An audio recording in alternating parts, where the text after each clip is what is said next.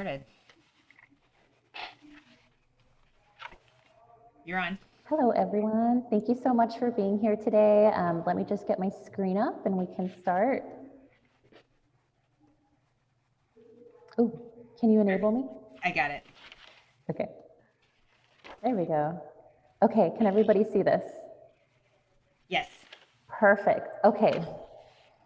Okay, great. Now, something that I wanted to start off with is I know that we have a lot of different majors here. So if you don't mind writing in the chat what your concentration is. And if you haven't decided, that's completely fine. But I just want to see what majors we have. And then also along the way, if you have any questions, feel free to put them in the chat. I'll be answering them towards the end. But I always like for you to write down your question in the moment, just because when you get to the end, you end up forgetting. Okay, great. So we have human services, child development, lots of child development, entertainment, arts, and animation. Love it. Okay, great. Thank you for sharing. Okay, so my name is Angelica Banales, and I am an abstract artist. I primarily paint on canvas and do installations, just like the one behind me. I'll go into detail about it in just a minute. My choice of medium is oil, acrylic, and mixed media pieces. And my interest began back in high school when one of my art teachers facilitated a scholarship for me to attend Chouinard School of Art in Pasadena. I was actually underage at that time, and I remember my parents having to sign off so that I could actually attend the figure drawing class. So I don't know if most of you know this, but I am a proud Titan. I went to Cal State Fullerton as well back in the 2000s, and I'm not even going to say the year just so that I don't date myself. But I actually started off as an art major. And after a lot of pressure, I decided to focus on business marketing. But I had made a promise to myself that I would go out into the real world, I'd get experience, and then I'd go back to school and I'd get my master's in art and teach. So I'm actually in the master's program at Claremont Graduate University at the moment and teaching as well. So I am fulfilling that and really happy about that. So when I was at Cal State Fullerton, I ended up graduating with a bachelor's in business marketing and a minor in art. Now, I had a very successful career in marketing. I worked with top clients such as Samsung, Nestle, Avocados from Mexico, Del Monte, Sony Music Latin, and I had the pleasure of working with Grammy-winning award artists like Ricky Martin and Gerardo Ortiz. In general, I have experience managing social media, public relations, websites, e-blast, digital ads, online sweepstakes, print ads, conferences, trade show campaigns. And so here are just two pictures from a couple of trips that I took in 2019. They were both events that I put together. The one on the left is in Prague in the Czech Republic, which is one of my favorite cities. It's like walking in a fairy tale. And then the one on the right is from Versailles in Paris. I did a trade show there and had the chance to tour the city a bit. In addition, I've done international events in Azerbaijan, Dubai, Hong Kong, Indonesia, London, Paris, and Singapore. I've also done, domestic events here in Boston, Chicago, Las Vegas, Miami, New Orleans, Texas, Virginia, DC, and of course, California. Okay, so I'm going to take it back a little bit. My whole life, I've always kept a sketchbook as far as I could remember. And I think the earliest sketchbooks that I still have are from middle school. And so all of my books have always been a safe place for me to express myself, to plan, to just talk about my goals, talk about my dreams. And I've always doodled. This is a doodle here, and I'll get a little bit more into it. I've always loved, making random shapes, and I've always been attracted to really bright colors. And just a little side note, every single year for my birthday, I'll write down all the accomplishments that I did for the year. And I'll set new goals for the next year of just things I want to do, places I want to visit. So I wanted to share this initial concept that I had, and this is just a watercolor, really simple. And I was thinking about the importance of ideas and just how much information is available to us at our fingerprints here, whether, it's through Google or, if you're online, if it's videos. And so I started imagining my ideas as shapes similar to this. And they were almost like clouds floating in space. They were contracting. They each had their own essence. And I was just thinking, the true power behind an idea and how much potential it has. And I came to the realization that ideas are they're like seeds in the garden of our mind. And so I kept gravitating to this particular concept. I explored it, I got it on paper, and I did several different versions of one. And I kept going in that direction, and I kept thinking how an idea can start a whole movement, it can change perspectives, and even it can change history. And so our dreams as well, they start off as just a simple idea. So this has now grown to several bodies of work. And so this one here, I use a combination of a variety of pigments, broad strokes. I, go and do deep contrast, which are intended to evoke emotion. Part of my work is I want to ask viewers to become fully immersed in the artwork, one that doesn't have borders or any association with a language or a country. And it's my hope that this inspires others to follow their own ideas and passions. Which is one of the reasons why I use so much color in my work. So from the initial idea, I brought this on canvas. This is about 3 by 3 feet. This piece is called Connecting the Dots. And again, it originated from that idea that we're just flooded with so much information, social, TV, text, emails, videos, the list goes on. And so we as people have all of these ideas floating in our head, and they're just kind of floating around in space. And the simple question that I ask myself as an artist is how can I make this come to life?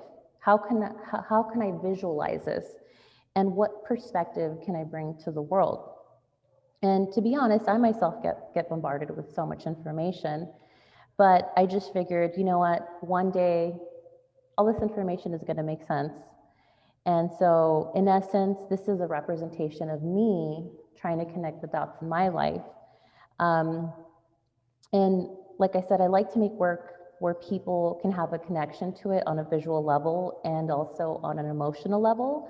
So I believe that many people can relate to this feeling and would be relieved to know that other people are going through the same type of emotions and experiences.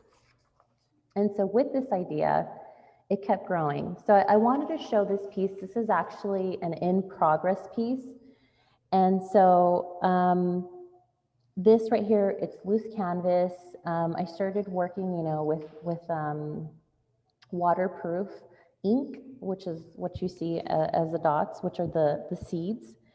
And something that I've learned in my process is that the process is just as important as the finished piece.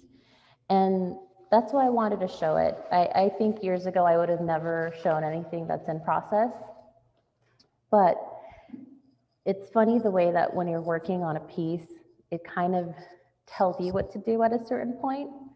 So I just wanted to share that little tidbit. And then you see here on the right-hand side, that was my initial concept that I had showed at the beginning. And so this is actually the finished piece. And this is called Journey to Fruition. Now, I do have it here. This was part of a show. It's called Never After. And so this was a group show, and the idea was that we were talking a lot about COVID and, you know, what's going to happen? Are things going to go back to normal? And the idea was that things aren't going to they're not going to go back to the normal that we had initially envisioned or that we had before. It's going to be a new normal. And so here's my piece. You can see it up a little bit closer. And so, like I mentioned, this piece is called Journey to Fruition. And the copy that goes along with it is ideas are seeds in the garden of our mind. And when our thoughts come to fruition, they become real. And this painting is part of our journey, our desires, and our dreams coming to life. So this idea grew to become its own entity, these spherical shapes, and I'm going to zoom in on the shapes here. And I have to say, in person, it's much more vibrant, but I am very thankful for it being available virtually. So just our thoughts, our ideas, they come in all shapes and all sizes. There's definitely not one shape that fits all, and that's the beauty of it. I find beauty of how similar yet distinct our thought processes to one another. And, you know, I feel like this is part of my own journey. The spheres are my desires, my dreams coming to life and becoming a reality. And I believe in my dreams, and I believe that they'll come true if I dedicate the time to them. And so this concept grew even more. So I will show you in this next slide. I ended up doing an installation. And so this particular one is a manifestation of thoughts, ideas, dreams coming to light, exploring boundaries, how to push imaginary glass ceilings, and how to create an atmosphere for growth and feelings of inspiration.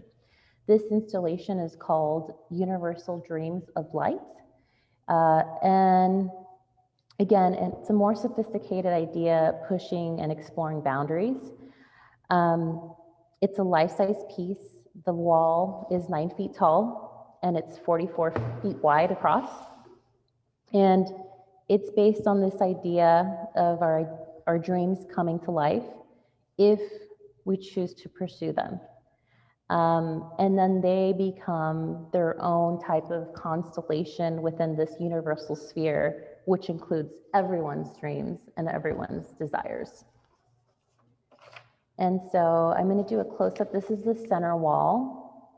You'll notice there's a lot of gray and black shapes in the background. And this creates a contrast of what exists and what does not exist. And it just represents space.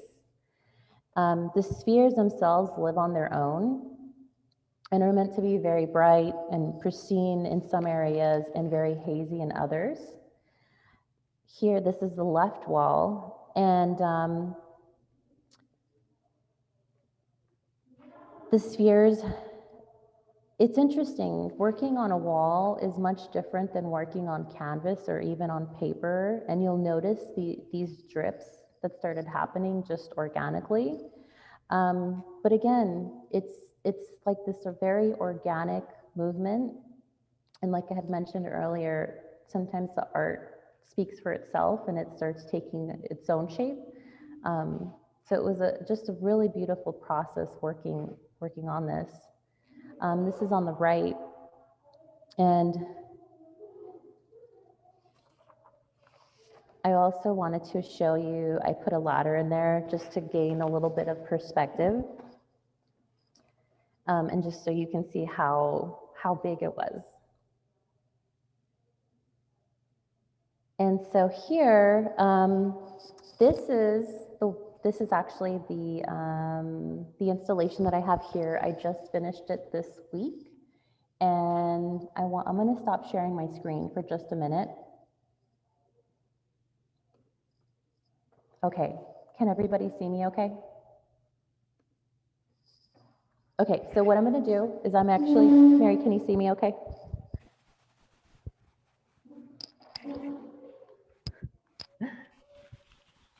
Okay, great. Okay, so I wanted to show you what this looks like, you know, of course on video.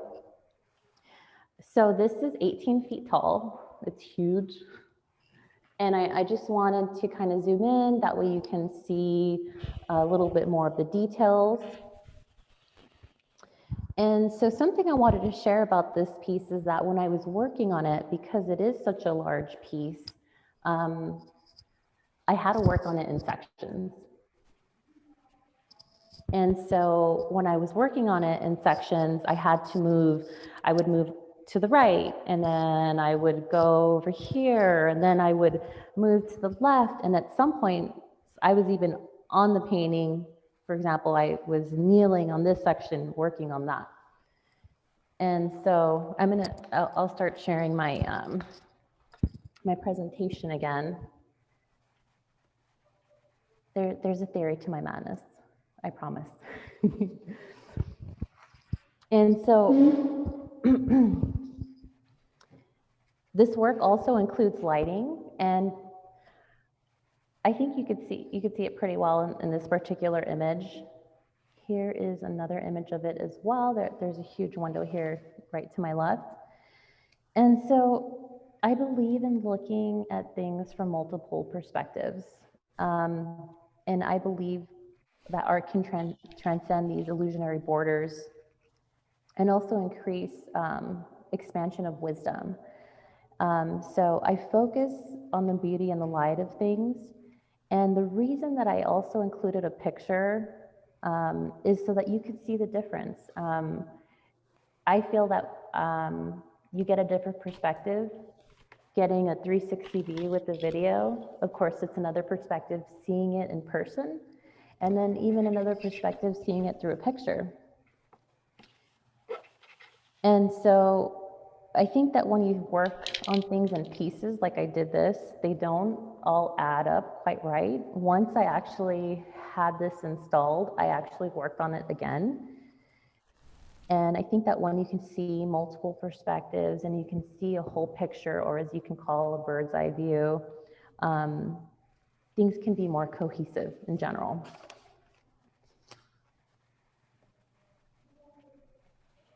Okay, I'm going to go on to one of my older paintings. This one particularly was inspired through a dream.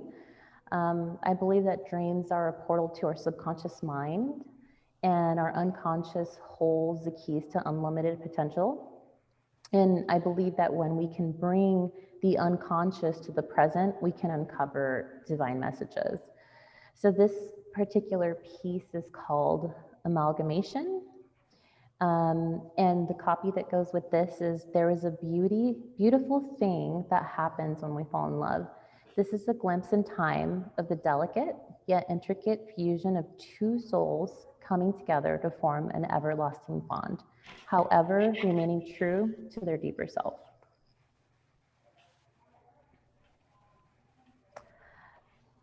This piece was part of a show, so I did want to show that to you as well. Give me 1 second.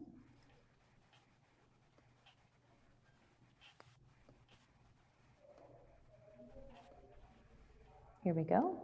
So this was part of another group show. And this group show was titled Work in Progress. And the idea behind Work in Progress is that we are all a work in progress, including our artwork. And we're always trying to get better, you know, as people and also as artists. So this is the piece here. And so part of my art practice integrates and visibly reflects universal values to encourage human connection. whether it's through community, through close relationships, and the self. And I also like to look at individuality and how that changes when someone's in a relationship or even in proximity with friends. So the idea behind this piece is that this piece can live together with the masculine and the feminine, or it could live separate. And in this case, it's choosing to live together, which is why it's called Connected as One. But if living separately, the one on the left is the feminine and the one on the right is the masculine. And it just comes down to a choice, that choice of choosing to be with someone, but also choosing to be true to yourself and to follow your own passions and your own dreams. And here's just a little close-up of the feminine one and of the masculine one. And this one is called Ace Amor. When two lives become one, ace means one. And I was really happy to do this. This was a commissioned piece. It was a husband gifting this to his wife when they got married during COVID. And so he gifted this to her as his way of showing her how much he loved her. This is one of my older pieces. I actually did this one while I was at Cal State Fullerton. And it's called Inner City Angles. And this one is about perception. And when someone goes through a traumatic situation, their perception of the world changes. So someone very close to me went to Iraq on tour, they went twice, and when they came back, they were a completely different person. And so I did this for them, and it was just to represent how they looked at the world when they came back. It was very distorted, very, very different. This one is called Affectivity Marvel. And this one I actually did when my nephew almost passed away. He was 10 years old, and he had some medical conditions. And we thought on two separate occasions that he was going to pass away. And so this was made to remember that moment. By the way, he's great now. He's 13, he's over 6 feet tall, very healthy, very smart. But it's just moments like that in life that make you feel so alive when you're so close to seeing someone possibly pass away. And so that's in remembrance for him and for that. This one is titled High Eclipses. When two oceans meet, the sun, the moon so perfectly touch to show light around dark, tides collide, forming motion into an endless sea of opportunity. And like I had mentioned earlier, my notebook is a place where I explore pretty much the theory of everything. And so part of my process as an artist is not only writing, but including my intention for each piece for the body of work. And I truly believe we all have different perspectives, and when we can combine them and talk about them, it really benefits everyone. This one is titled Palettes Amore. And so I recently started taking an interest in palettes. I sometimes find that the palette is actually more interesting than the finished paintings. So I started a series on them, and I started exploring them more. This is another one. It's called Vibrant Truths, a reflection of universal values to connect humanity. And so I believe in shining a light on knowledge, having the wisdom to use it, to share it in a positive space. And in general, my art explores how we're all connected, how we're all universally one. And I hope to create a space that involves inclusivity for all and to increase the accessibility of knowledge and truths as wisdom helps lighter paths. And so I'll stop sharing, and I want to see what some of the questions or comments might have been. And again, if you have any questions right now is the time to ask.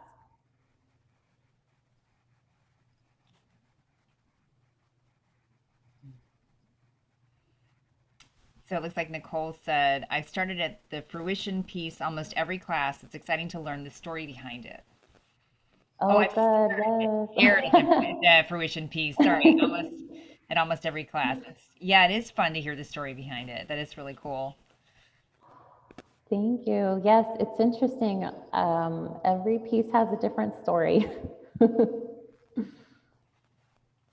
Yeah, well, part of the, I think one of the gifts that maybe marketing brings to you, or maybe that painting brings to marketing, I don't know, or your backgrounds being in both places, are that you're very good at articulating your thought process and what you're thinking about when you're making work. It's so interesting to hear you look back at your sketchbooks and think about, you could see the beginning of your series in your sketchbook. When you look back at stuff that was from seventh grade, you mentioned that you had like middle school sketchbooks, and do you Hmm. see anything, any ideas that keep reoccurring in your practice from, you know, 14 to now? Yeah, I would say one of them is the theme about love. Hmm. That keeps coming up. And then also the idea of connectivity and how we're all connected. So that's just something that I've always been very interested in. And I've just been exploring, I would say, probably since like high school. That's so cool. This one's from Karina. Hi, Angelica. In the beginning, you mentioned traveling to many countries for showcases. How exactly did your art help you guide you to these opportunities? So I would say that because I have an artistic background, I would say an artistic eye. Whenever I worked on campaigns, essentially I would manage teams. So, for example, in my last marketing position, I was a marketing manager and I had a whole team. I had an assistant, I had a copywriter, I had a web designer. And so I would say being a manager is similar to being a teacher in the sense that you're guiding people. Um, and so I think that having that artistic eye has been very helpful because I've been able to guide, for example, uh, you know, graphic designers and how to showcase whether it's a product or a place, and just show the best qualities of it, if that makes sense. Cool. This is from Jalissa. From all the big companies you've worked for, which one did you enjoy the most and why? And then what was it like to work with Ricky Martin? Which I want to know too. That's pretty impressive. Okay, so I mean, I think we were all fun for different reasons. I think the one I enjoyed the most was one job that I had right after college, and I was mostly working on avocados from Mexico, and we were doing trade shows all around the country, and I loved it. One because I was young and traveling, um, but also I had a really great team. It felt like a family, and I learned so much, and I'm so thankful for the opportunity that they gave me to do that. And working with Ricky was interesting. Let's just say there's a lot of Photoshop included. Really? Oh, wow. That's interesting. Well, that's good to That's how I'll say know. Yeah. Yeah, that's interesting because you see pictures of movie them. stars and they're so impossibly like perfect and smooth, and it's not true, is it? Yeah, I have a friend who's a makeup artist and she says that all the time. Like it's not what you think always. Yes, yes. For what you see on TV and what you see on real life it's like two different people. Yeah, that's interesting. Yeah. This is from Oscar. Since your art is abstract, is it difficult to find a balance for your own ideas and a client's ideas when you're doing a commission? It's a great question. It hasn't been for me. I think the clients that I've had, it's been like I've had people walk into my house and say, I like that. I want that. and, we'll work something out. They'll take it home with them. Or like, for example, that commission I did for the husband and wife. I mean, they they saw what I've done and they liked the style. So it was actually very easy, if that makes sense. Hmm. This is from Karina. As someone who struggles with colors, how do you go about choosing a color palette and the placement of your colors on the canvas? I love how vibrant the colors are that you utilize, and how they guide your eyes throughout the piece. Thank you, Karina. So it's very intuitive. I know this isn't very helpful, but to be honest, it's just literally like setting a space for yourself, blocking out distractions, putting your phone away, or maybe putting on your favorite music, something to get you in that creative zone. And then as far as colors, like literally, I will grab colors and I'll put I'm like, oh, that's a nice one. Okay, that's a good one. All right. Ooh, this one. And then really, it's just exploring. Like a lot of it is just trial and error, and it's just not being afraid to make an error, because you're not really making errors, you're just saying if something works or not. And so that's one of the reasons that I sketch a lot, because like I'll think of an idea and I'm like, okay, and then I'll expand on it. So it's not like the idea goes from your head directly to an installation. Like there's so much that goes in between. But as you're doing sketches and as you're doing watercolor, whatever your medium is, as you're doing watercolors or acrylics or even crayons, then you start seeing what you like. And literally, it's like, I like that. Okay, I'm going to keep doing that. I don't like that. I'm not going to do that anymore. And sometimes if I don't like something, later on I'll say, ooh, that might work for this other piece. So, like I said, it's just trial and error, and just really seeing what you like. Like, what do you want to see in the world? I always think of that. Like, if you're going to leave your mark, if you're going to leave something behind, what are you going to leave? And that's like, for me, I like vibrant colors. So if you're struggling with colors, it's like, figure out what colors you like, what colors you're attracted to. Usually it's a particular hue or like primary colors, like, but you have to explore it. It's cool. I And I mean, hope that helps. it's interesting because, like, that concept of primary colors, primary being the building block of all other colors. I mean, it's such an important concept, right? I mean, the primary school is elementary school; it's the basics. But, when you start, it's simple and yet it's so complex because there's, I think I don't remember how many different bits there are or how many different colors there are in Photoshop, but it's an insane number.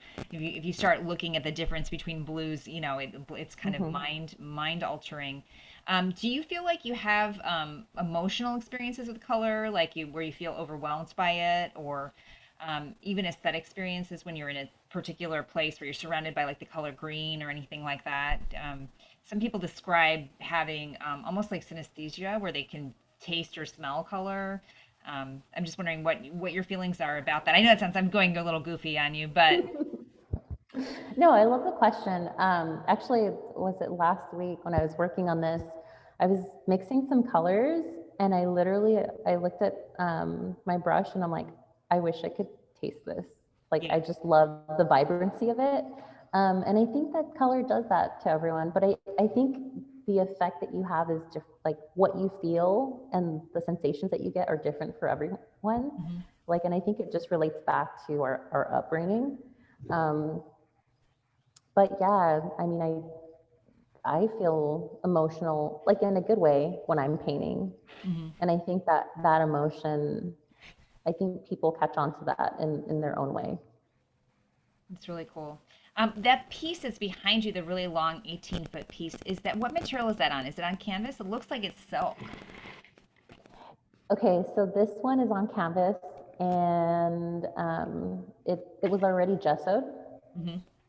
So when I started working on the background, I wanted to have almost like a watercolor feel.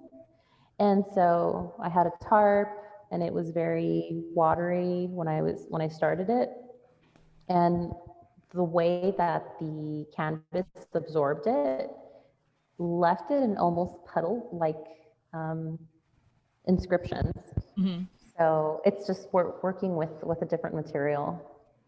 Yeah, it's really cool. That pooling effect really does make it look watery, or like it's a silk, or it's even a gauzy fabric. Like it makes it look light, and which is and not an easy thing to do with canvas, to make canvas look light. It's a Right, right.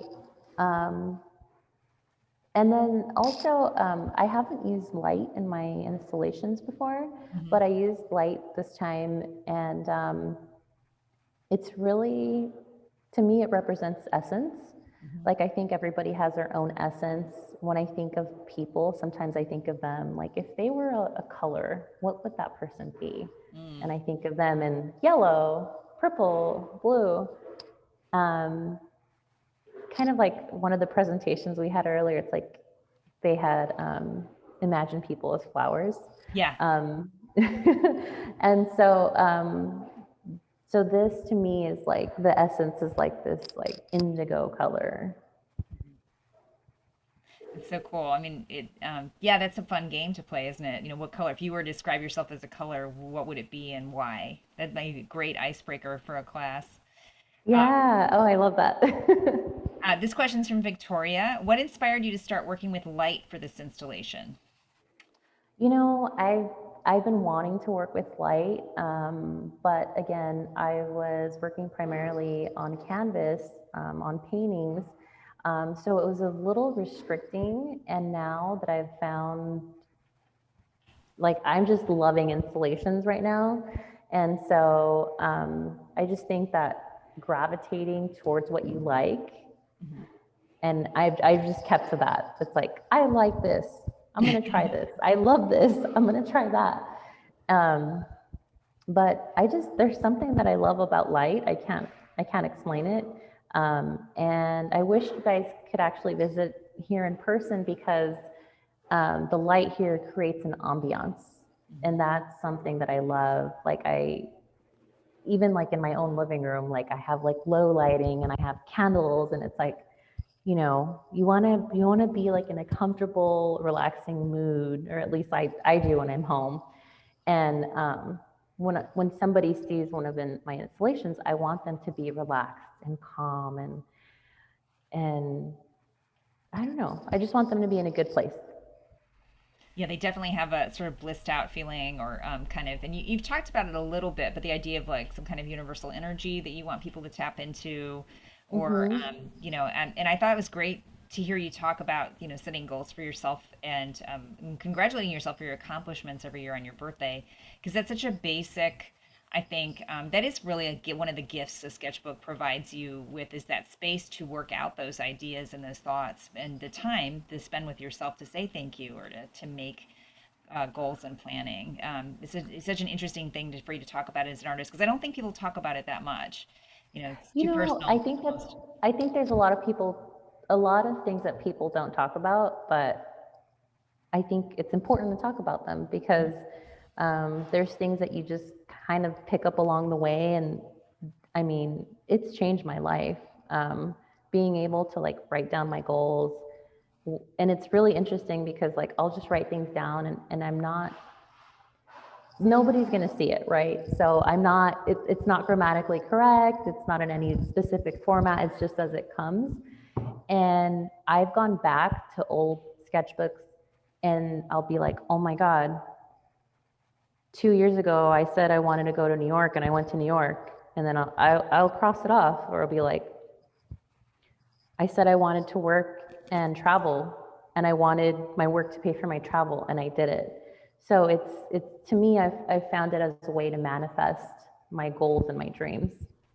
And like when I can see it on paper, it's just like, oh yeah, this is the direction I'm going.